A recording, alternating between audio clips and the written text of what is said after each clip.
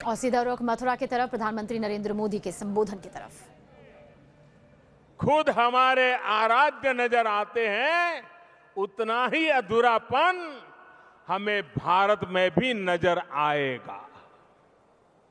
पर्यावरण और पशुधन हमेशा से भारत के आर्थिक चिंतन का बहुत ही महत्वपूर्ण हिस्सा रहा है। यही कारण है कि चाहे स्वच्छ भारत हो,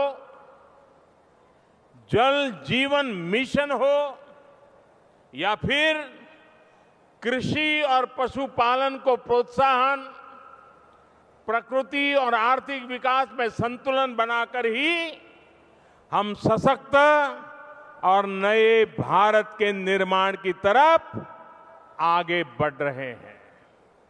भाई और बहनों, इसी चिंतन को आगे बढ़ाते हुए आज अनेक बड़े संकल्प हमने यहां लिए हैं और मैं मानता हूं देश के कोटि कोटि पशुओं के लिए, पर्यावरण के लिए, पर्यटन के लिए ऐसा कार्यक्रम आरंभ करने के लिए व्रज भूमि से बेहतर हिंदुस्तान में कोई स्थान नहीं हो सकता।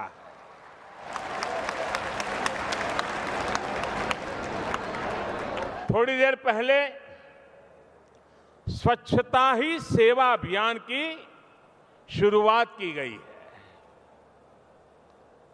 नेशनल एनिमल डिसीज उस कंट्रोल प्रोग्राम को भी लॉन्च किया गया है।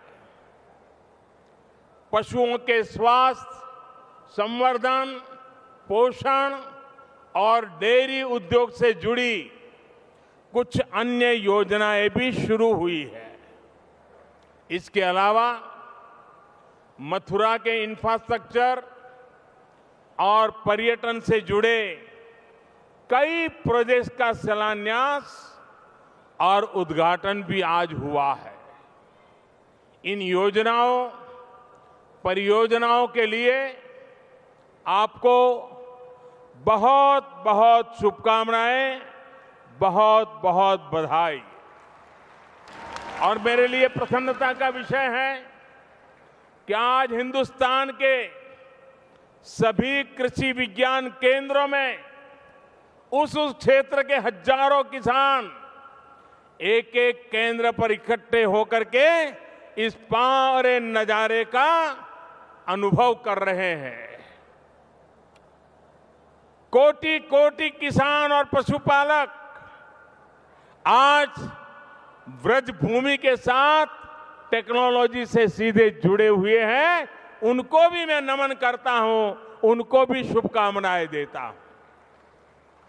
साथियों, अब से कुछ दिन बाद हमारा देश महात्मा गांधी की 150वीं जयंती का पर्व मनाएगा।